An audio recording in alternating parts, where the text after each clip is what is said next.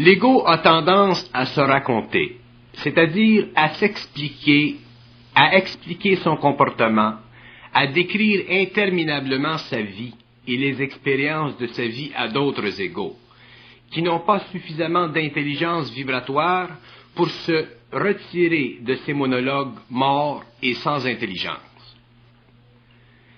Cette mauvaise habitude ne fait que renforcer la mémoire de l'ego et le plonger dans le fond miroitant de son être.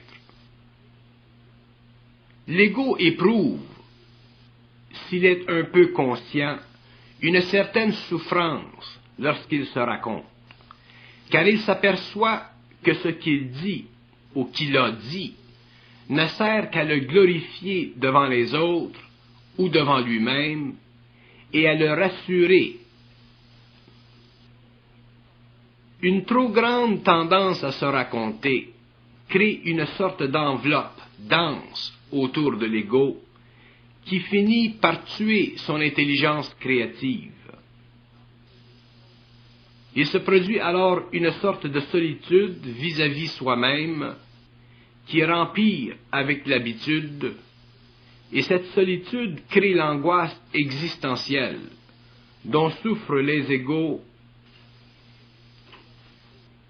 qui s'éloignent trop de leur intelligence réelle. L'intelligence réelle de l'ego est une force réelle et complète, qui œuvre sans son appui, sans son support, mais pour que l'ego y ait accès, il doit apprendre à mettre en échec cette faculté de se raconter et réaliser qu'il se raconte aussitôt qu'il parle de lui-même inconsciemment. La nature de l'ego est propre à lui-même, c'est-à-dire proche de lui-même, c'est-à-dire près de sa mémoire. Et c'est justement sa mémoire qui fait interférence avec son intelligence créative.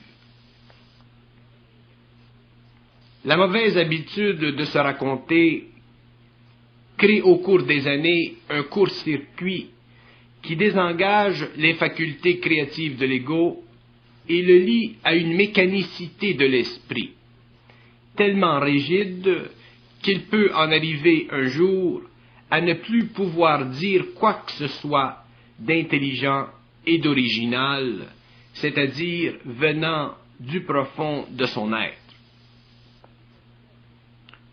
Et cette perte de créativité engendrera une perte d'intelligence équivalente à l'intensité de son émotif, et plus son émotif sera puissant, plus l'intelligence créative sera réduite à des percées d'intuition qui ne pourront pas être raccordées en une chaîne, laissant ainsi l'ego fragmenté dans sa vie mentale et se sentant de plus en plus impuissant à donner un sens continu à ce qu'il sent. L'intuition est une percée de l'intelligence créative, mais percée qui ne peut être enchaînée, de sorte que l'ego, bien qu'il puisse être intuitif, c'est-à-dire un peu intelligent, n'a pas le bénéfice de son intelligence totale, car il ne peut raccorder toutes les instantanéités de l'intuition qui créent la conscience supramentale continue.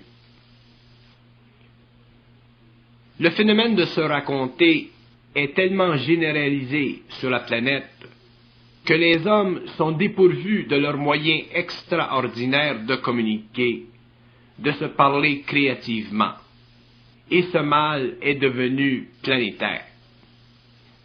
Le phénomène de se raconter est un des phénomènes les plus inquiétants de l'homme, et c'est pourquoi il devient de plus en plus impérieux qu'une psychologie supramentale soit indiquée afin de permettre à l'homme de méditer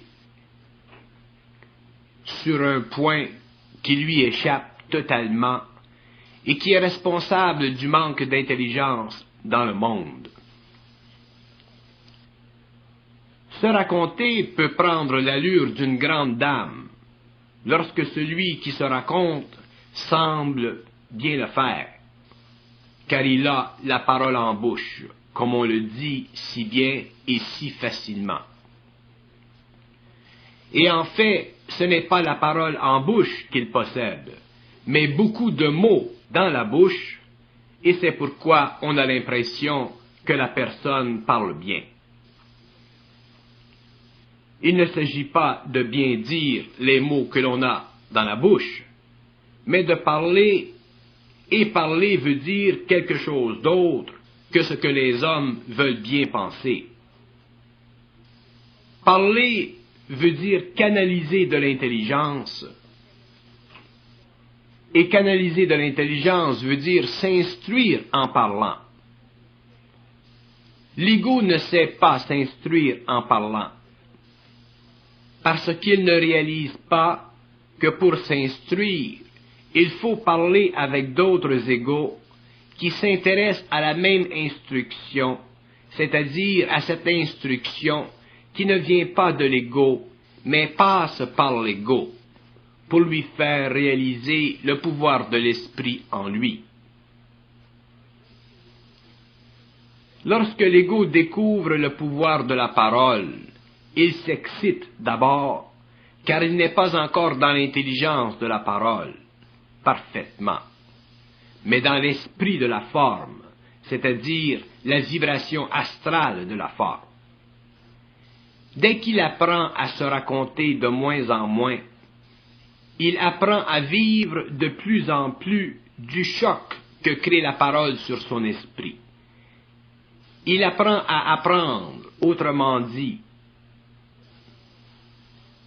Pour apprendre à apprendre, l'ego doit réapprendre à composer son langage en devenant de plus en plus conscient de la valeur de ce qu'il dit. Mais l'ego n'est pas habitué à se fier à lui-même, car il n'a pas été instruit dans la science de la parole. Alors, apprendre à apprendre demeure pour lui une nouvelle façon de voir le monde d'après sa parole consciente, et celle de ceux qui apprennent comme lui à parler pour s'instruire. Le phénomène de se raconter ne distingue pas l'ego de son esprit. Au contraire, se raconter fait vibrer l'intelligence astralisée de l'ego, le sévère de son esprit, et le lie à sa mémoire de plus en plus, de sorte que cette habitude lui nuit, car elle ne lui permet plus de se situer vis-à-vis lui-même, c'est-à-dire vis-à-vis l'intelligence en lui, dont il a de besoin pour vivre réellement, pour vivre consciemment. Tant que l'homme se raconte, il s'adapte à ce qu'il pense, mais ne s'instruit pas de ce qu'il sait. Et tant qu'il ne s'instruit pas, il n'avance pas vers l'intelligence, mais s'enlise de plus en plus dans l'inconscience ou l'intellect astralisé, qui est la personnification même de sa personnalité inconsciente, siège de tout ce qu'il n'est pas en réalité. Se raconter introduit l'ego à son passé, sans lui permettre de voir le présent de son esprit. Ceci est dangereux, car non seulement est-il prisonnier de son passé personnel, mais aussi du passé de ceux avec lesquels il entretient ce genre de conversation, ou plutôt cette conversation sans genre. L'ego n'est pas habitué à son esprit, et l'esprit de l'homme est très vaste. Alors se raconter protège l'ego, le cloisonne de cette grande et puissante énergie qu'est son esprit. Et l'homme, naturellement, tend à tourner en cercle, à vivre à l'intérieur d'un cul-de-sac, et ce cul-de-sac est la mort de l'esprit, le circuit qui ne mène nulle part et qui garde l'homme prisonnier de ses pensées personnalisées et de ses émotions. L'esprit de l'homme est la continuation dans la matière de son expérience évolutive. Et cet esprit doit être utilisé, libéré, canalisé sur le plan matériel, afin que l'homme puisse passer de la mort à l'immortalité. L'esprit est puissance, et tant que l'ego ne peut vivre de cette puissance, il ne peut contrôler sa destinée. Le phénomène humain de se raconter est répandu sur la Terre entière et crée dans les terres de la planète une couche très dense de forces invisibles qui lie l'esprit de l'homme à la conscience planétaire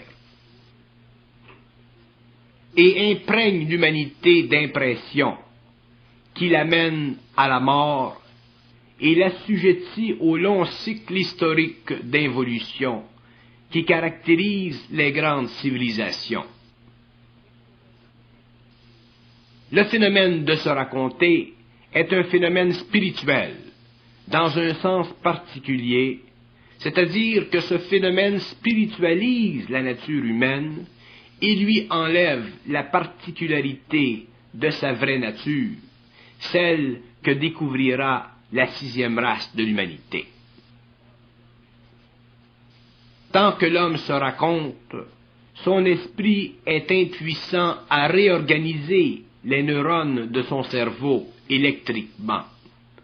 Et cette situation, si elle n'est pas corrigée par l'esprit de l'homme, devra être corrigée mécaniquement lorsque l'homme entrera en contact avec les races interplanétaires qui viendront en contact avec lui, lorsque le cycle nouveau aura commencé. Mais ce choc sera terrifiant pour l'humanité, car l'expérience ne sera pas comprise, mais simplement vécue, avec tout l'effroi que peut connaître une humanité dont les hommes n'ont jamais pris conscience de leur esprit.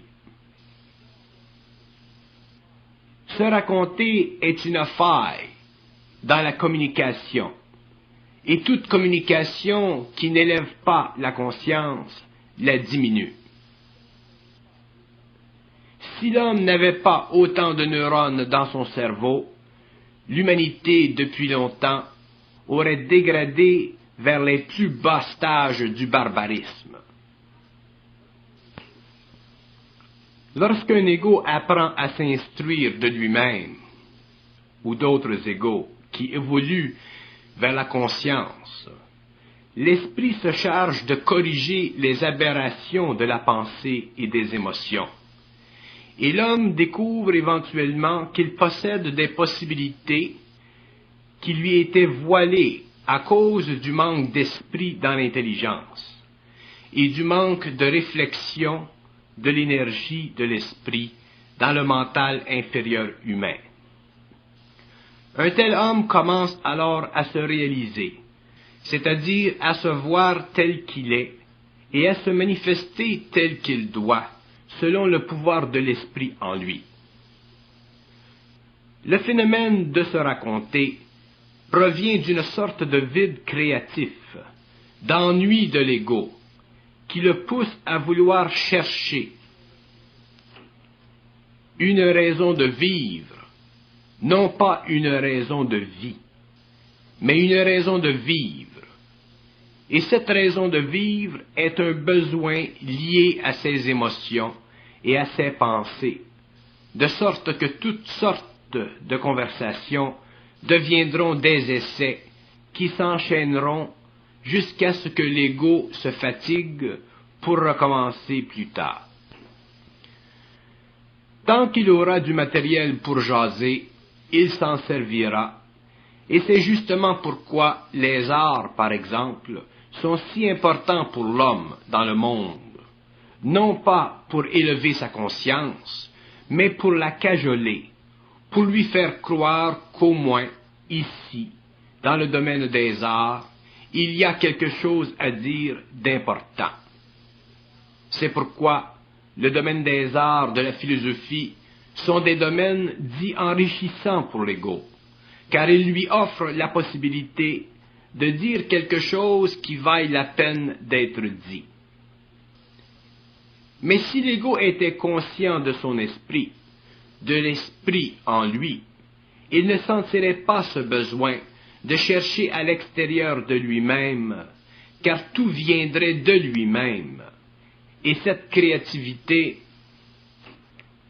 lui suffirait, car elle serait complète en elle-même et continuerait le mouvement de l'intelligence vers la matière, éclairant la civilisation et élevant son niveau de conscience, de sorte que les erreurs de l'humanité ne seraient plus possibles, car l'ego de l'homme ne serait plus acharné à chercher. Se raconter crée aussi dans l'homme l'intention du hasard, et cette intention est mortelle, car elle accumule une foule d'impressions qui ne sont jamais raccordées au pouvoir de l'esprit, mais calculées comme faisant partie de la mécanicité infinie de la matière.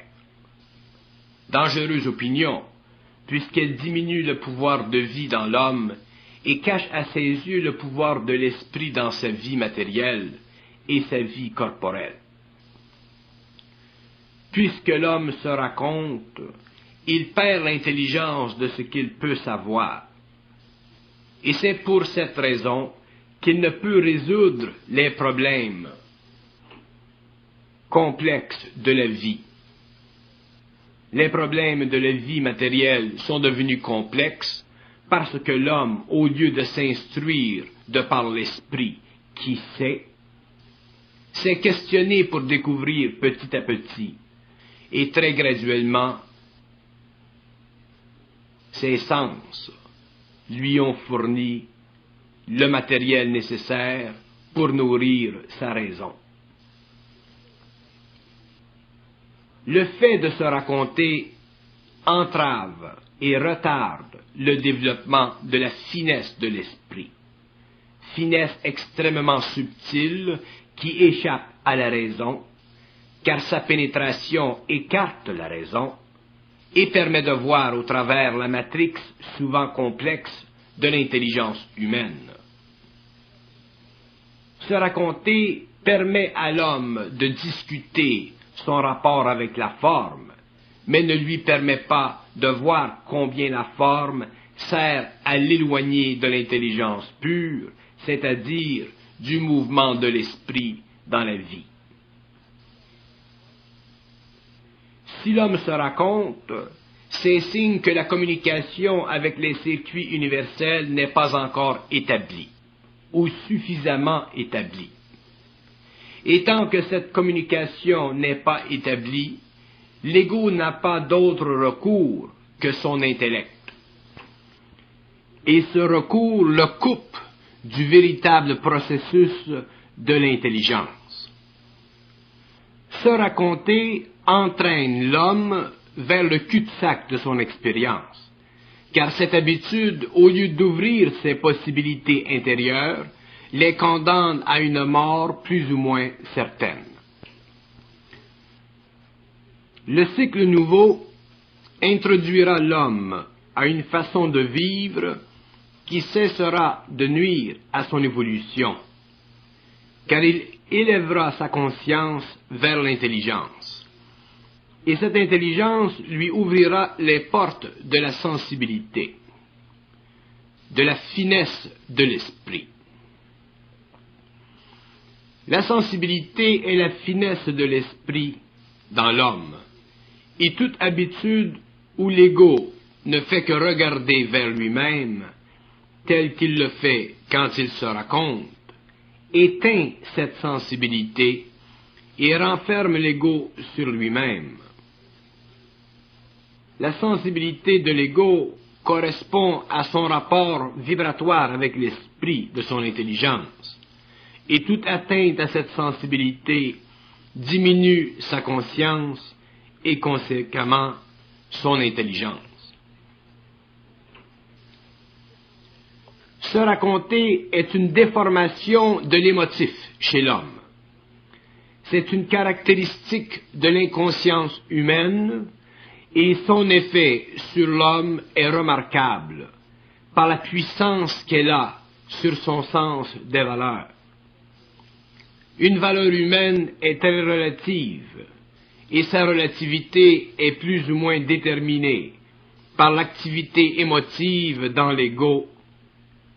Et tant que l'ego enregistre des opinions personnelles ou extérieures au cours de ses habitudes de se raconter, il perd la notion du réel de son esprit et entreprend de se valoriser par la jasette, et cette valorisation est totalement dévalorisante car elle n'est pas de lui, de son esprit, mais de la mécanique émotive et intellectuelle de l'ego. Tant que l'homme se raconte, il est forcé de détruire ce qu'il construit mal, car justement, il s'apercevra au cours de ses monologues que ses opinions sont fragiles au contact d'autres opinions, plus fortes et plus savamment développées.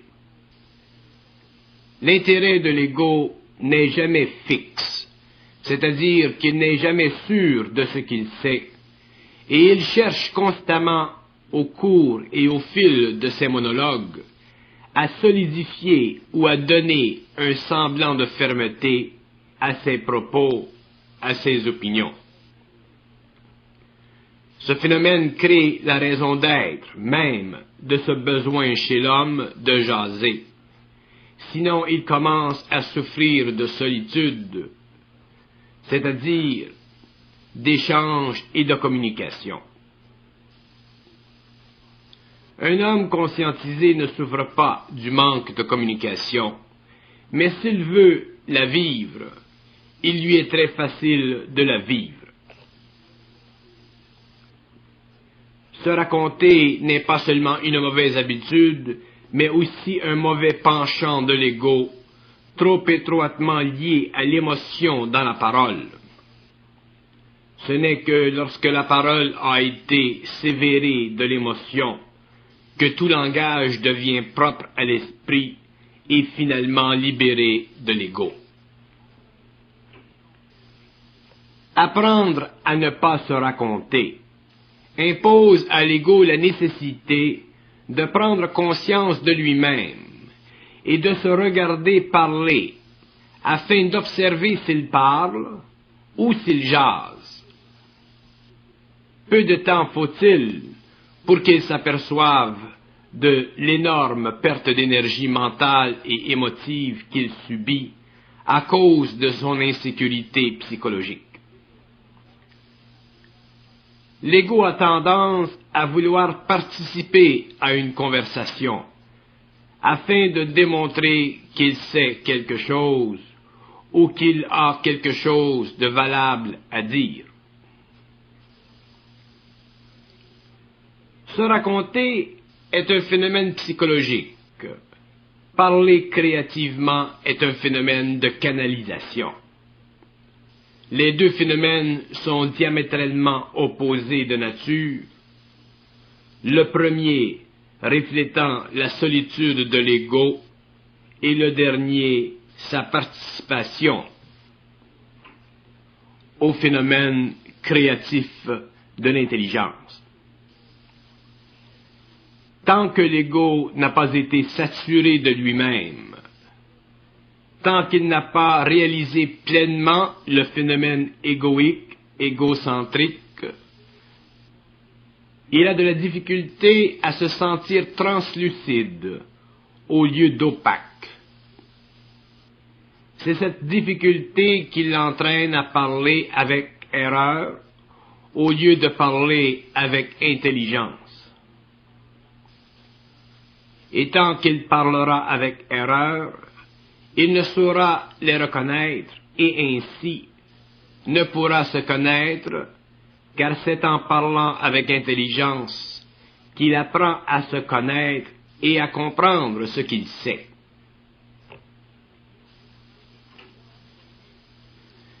L'esprit de l'homme doit être un jour libre de l'ego, car ce n'est que son esprit qui est sans fin, tandis que l'ego n'est que la réflexion inférieure de son esprit, ce que j'appelle le périsprit, cette partie de lui-même qui ne peut vivre que s'il est nourri par l'astral. Le périsprit, ou cette partie de l'esprit qui est subordonnée aux impressions qui se logent dans la conscience astrale de l'homme, n'a aucun pouvoir sur le plan matériel, car il est contrôlé par les forces astrales et ne peut se libérer de ces forces. C'est la liaison entre l'ego et l'esprit. Et plus l'ego évolue, plus le périsprit diminue chez l'homme, de sorte qu'un jour, il n'y a en lui qu'un ego conscientisé, c'est-à-dire un ego translucide, à travers lequel l'énergie de l'esprit se canalise selon les lois d'énergie de l'intelligence universelle. Le périsprit est difficile à éliminer chez l'homme parce qu'il donne à l'homme l'impression d'être dans sa suffisance, lorsqu'en fait cette suffisance n'existe que parce que le matériel astral de sa conscience n'a pas été troublé par l'énergie des forces cosmiques en lui. Mais dès que cette énergie commence à le pénétrer, l'ego souffre, car le périsprit ne peut plus se servir de l'astral ou de la conscience astrale pour perpétuer le mythe de la conscience égocentrique.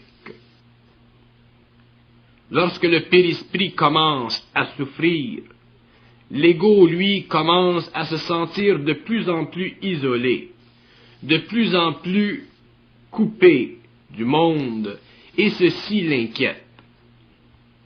Pour remplir ce vide, il se raconte, mais le mal est toujours ressenti, car il sait très bien qu'il ne sait pas,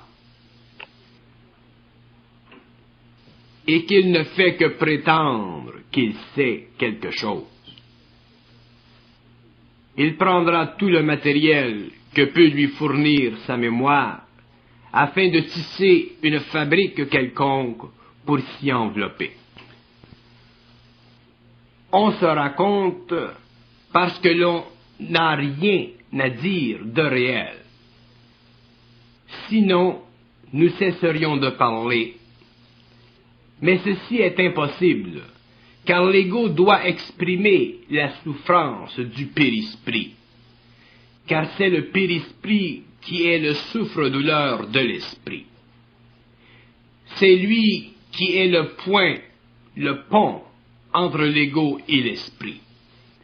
C'est lui qui garde l'homme, qui le protège contre l'infinité de l'esprit et qui le pousse par le fait même à jaser au lieu de parler créativement. Le périsprit contrarie l'esprit dans l'homme, dans ce sens qu'il donne toujours à l'ego la note dont il a de besoin pour ne pas être dans son esprit. Le périsprit, à cause de sa présence dans le mental inférieur et dans l'émotif, truque l'ego de 1001 façons, afin de le laisser sous l'impression qu'il est intelligent, alors que ce dernier ne possède aucune intelligence réelle. Alors le phénomène du périsprit est directement lié au phénomène de l'ego, et ce dernier peut entraver l'activité vibratoire du périsprit, s'il réalise que chaque fois qu'il parle, il s'instruit ou instruit ou ne s'instruit pas.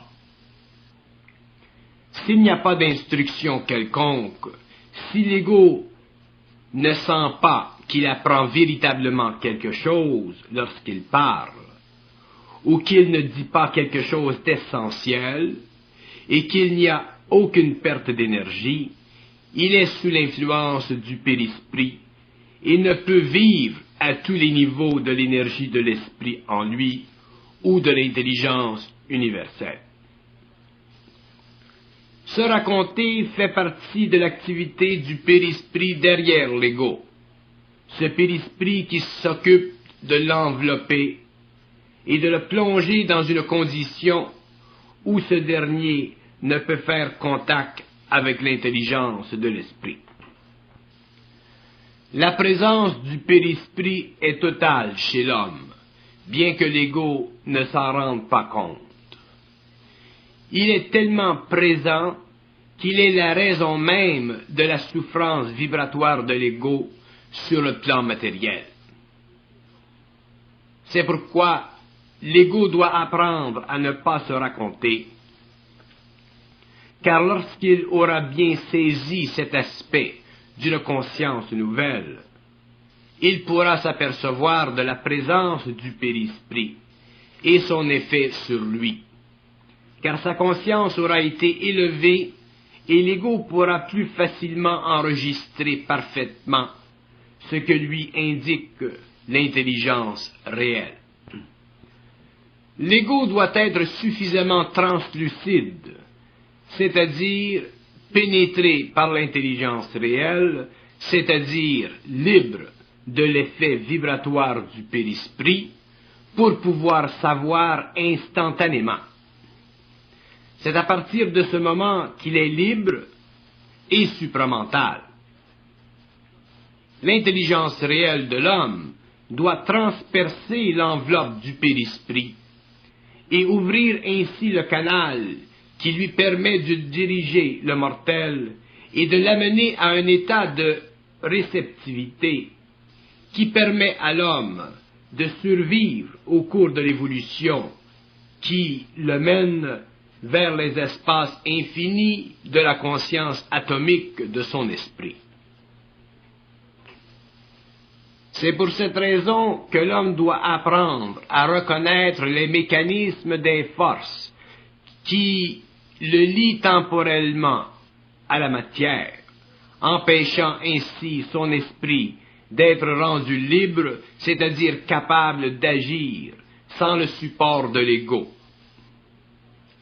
Tant que l'homme n'aura pas vaincu le pouvoir du périsprit sur l'ego, il ne pourra libérer son esprit, et ce dernier ne pourra intervenir dans la destinée de l'homme, car ce dernier n'aura pas pu absorber l'énergie de l'esprit, détruisant pour toujours la force qui lie la matière et l'esprit dans un retour cyclique et qui empêche l'esprit d'élever la matière au-delà du taux vibratoire qui doit la retourner à la nature planétaire inférieure du minéral. L'esprit est éternel, sans fin, et il ne peut épouser un corps qui ne soit aussi parfait que lui. Et pour que ce corps possède une perfection équivalente à l'esprit, il faut que l'homme ne soit à aucun moment de sa vie sous l'emprise du périsprit. Car ce dernier maintient le lien entre l'esprit et la matière, mais ne peut élever ce lien au-delà de la vibration planétaire.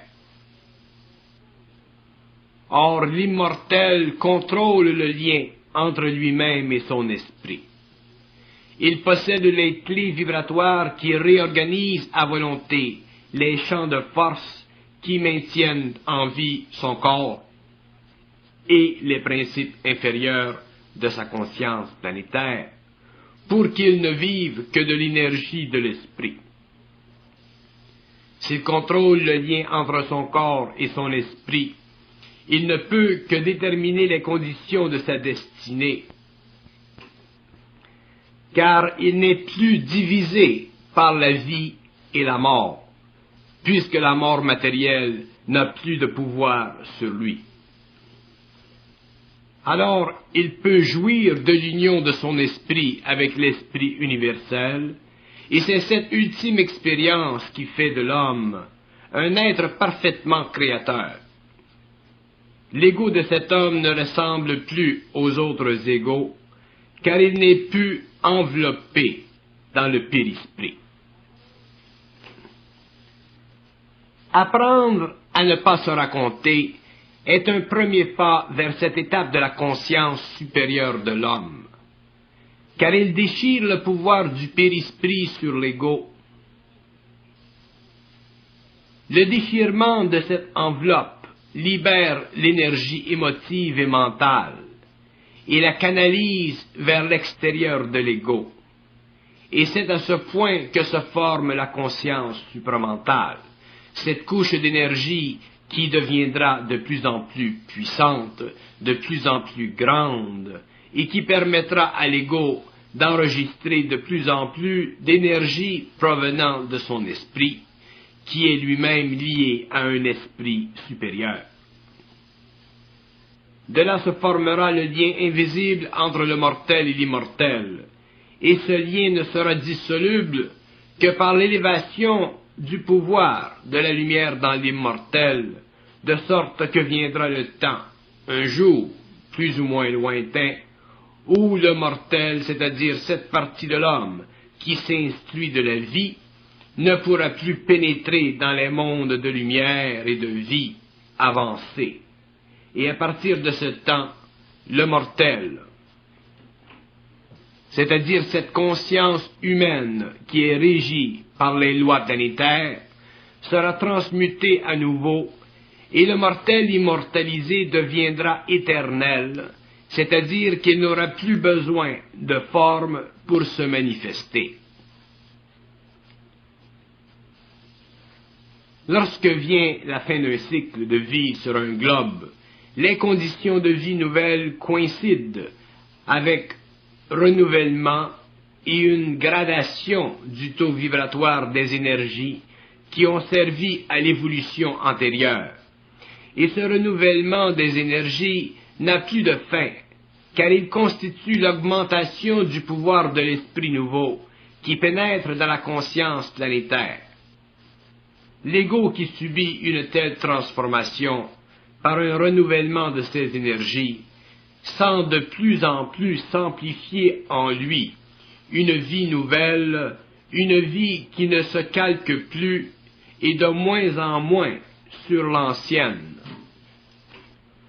De sorte que ces habitudes anciennes, qui ont fait partie de sa vie ancienne, ne peuvent plus servir cette nouvelle vie, et c'est pourquoi il sent de plus en plus que ce raconter contient une faiblesse graduellement plus évidente, qui déplaît à son esprit, et dont l'ego perd avec le temps le goût de vivre. C'est le début de l'intelligence dans l'homme. Se raconter enferme l'homme sur lui-même et l'empêche de se découvrir et de découvrir les vastes domaines de l'intelligence. S'il ne parvient pas à conscientiser son esprit, il demeurera prisonnier des formes que crée cette mauvaise habitude et perpétuera son ignorance.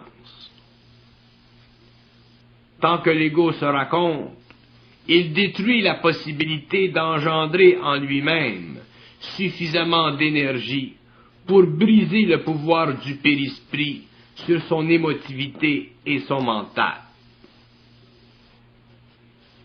L'intelligence de l'ego est proportionnelle à la destruction du périsprit, à l'annulation de son pouvoir. Tant que l'ego se raconte, il regarde vers le passé de son expérience, alors qu'il doit créer plutôt une énergie nouvelle une pensée nouvelle qui est en lui et qui veut être canalisée de plus en plus parfaitement afin que se libère l'esprit. C'est en canalisant vers l'extérieur de lui-même que l'ego libère son esprit, car l'esprit de l'homme veut se manifester dans le monde de l'homme, afin d'élever la vibration de la conscience et le rapprocher de la vie parfaite. L'homme possède beaucoup de mauvaises habitudes, et se raconter fait partie de cette conscience archaïque de la 5e race. L'homme contient le germe de toute intelligence, mais ce germe ne peut grandir si son ego est constamment occupé à le jeter à tous les vents que suscite en lui son émotivité et son insécurité intellectuelle. Un homme qui parle et ne se raconte pas le sait et en jouit, car il y a une joie dans la parole créative. Mais l'ego ne possède pas le monopole sur cette parole, car elle ne lui appartient pas. Lorsqu'elle cesse de se manifester, il doit le réaliser et ne pas la remplacer par les raconteurs. Dès qu'elle lui est retenue, il doit convenir qu'elle n'est plus alimentée dans les médias par l'esprit et qu'il doit se suffire de façon qui convienne à un esprit restreint dans son pouvoir d'expression. Si l'homme était constamment alimenté par l'énergie de l'esprit, son système nerveux en serait affecté, car cette énergie n'a pas de relâche, elle est infinie. Et lorsque l'esprit le juge opportun, l'ego doit réaliser et accepter une suspension de l'intelligence créative en lui, lui permettant ainsi de vivre sur un autre niveau et de se reposer. Mais l'ego est très avide d'intelligence, et c'est pourquoi il souffre lorsqu'il sent que la créativité de l'intelligence cesse, qu'elle se retire. Ceci est l'effet du périsprit en lui,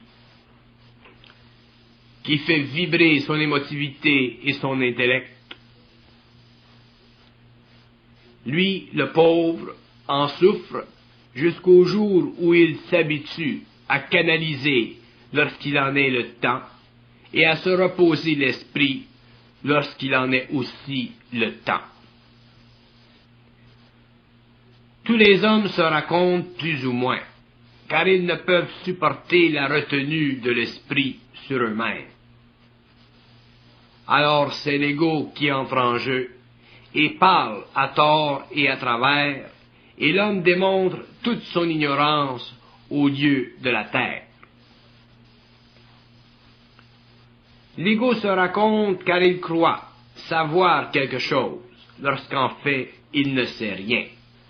Car tout ce qu'il croit savoir est du domaine de l'expérience, et ce qui est du domaine de l'expérience n'est pas savoir, mais mémoire de l'expérience. Le savoir n'a rien à faire avec l'expérience, il est pur et total, et ne se canalise dans l'ego que lorsque le périsprit a été éliminé et n'a plus de pouvoir sur lui.